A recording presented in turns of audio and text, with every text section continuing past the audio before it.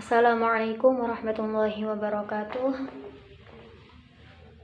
Bismillahirrahmanirrahim. Alhamdulillahirabbil alamin wa bihi nasta'in wa ala umurid dunya waddin. Wassalatu wassalamu ala asyrafil anbiya'i wal mursalin sayyidina wa maulana Muhammad wa ala alihi wa sahbihi ajma'in. Amma ba'd. Pertama-tama yang saya hormati Profesor Dr. Haji Haris Supratno selaku Rektor Universitas Hasyim Asy'ari, dan yang saya hormati Dr. Jasminto, Magister Pendidikan Agama Islam selaku Dekan FAI, dan yang saya hormati Dr. Haji Hanifuddin, Magister Agama selaku dosen pengampu mata kuliah Psikologi Belajar. Dan tak lupa yang saya hormati kedua orang tua saya yang selalu mendoakan kesuksesan saya, dan juga tak lupa yang saya banggakan teman-teman seperjuangan. Perkenalkan, nama saya Anissa Ulnafi Adisa Putri. Saya dari kelas 1A Pendidikan Agama Islam, Fakultas Agama Islam. Di sini saya akan mempresentasikan hasil karya peta imajinasi saya yang berjudul Kesulitan Belajar. Yang pertama, kesulitan belajar. Kesulitan belajar itu meliputi faktor penyebab kesulitan belajar, dan cara mengatasi kesulitan belajar tersebut. Kita masuk ke pembahasan pertama, yaitu penyebab kesulitan belajar. Penyebab kesulitan belajar itu dapat dialami oleh siswa yang berkemampuan rata-rata.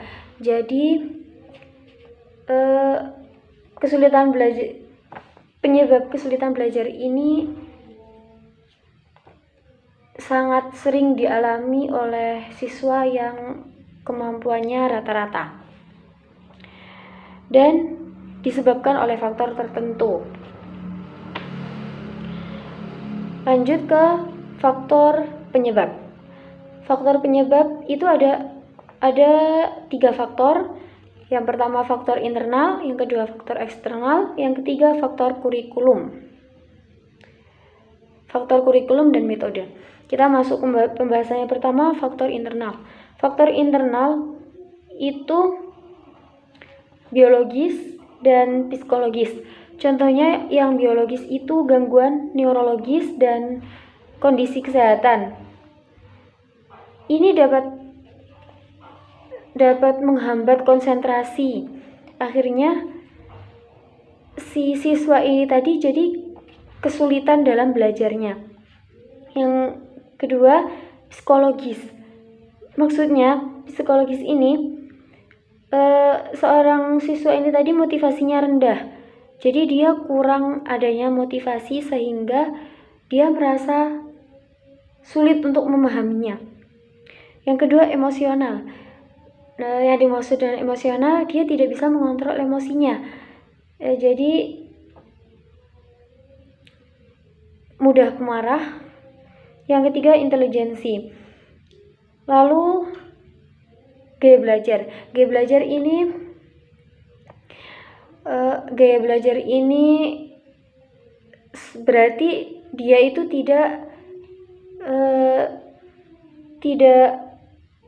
baik dalam menata gaya belajarnya, sehingga harus diubah menjadi gaya belajar yang menurut dia bisa memahaminya.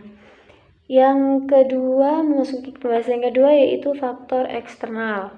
Faktor eksternal itu berasal dari lingkungan keluarga, lingkungan sekolah, dan sosial.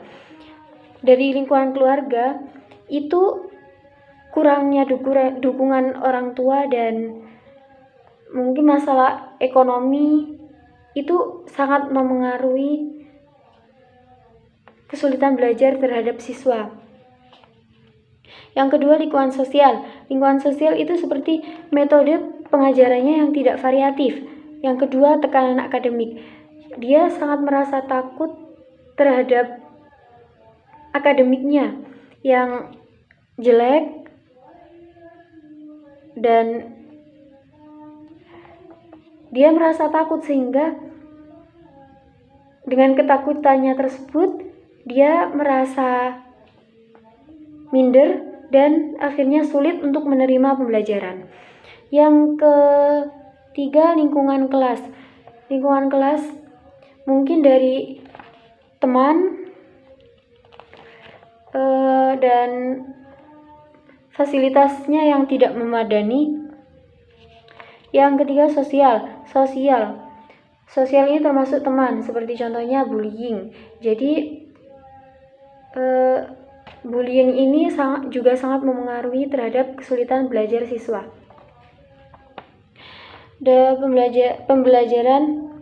Pembahasan yang ketiga yaitu cara mengatasi. Cara mengatasinya itu bisa mengidentifikasi kesulitan, jadi mencari tahu kesulitan anak ini tadi ada di mana. Yang kedua, penyesuaian metode pembelajaran. Metode pembelajaran tersebut harus disesuaikan dengan kemampuan anak tersebut. Yang ketiga, pemberian intervensi khusus. Yang keempat, pengelolaan emosi dan motivasi. Jadi kita harus memotivasi anak tersebut dan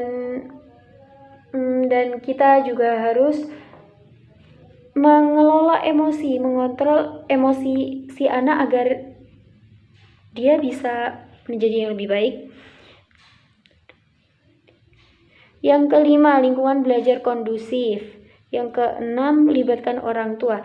Jadi peran orang tua ini sangat penting.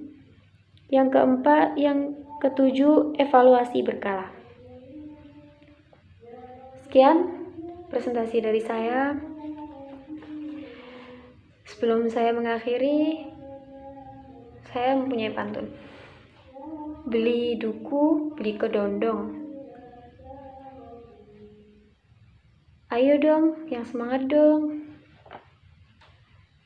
Sekian, wabillahi taufiq wal hidayah. Wassalamualaikum warahmatullahi wabarakatuh.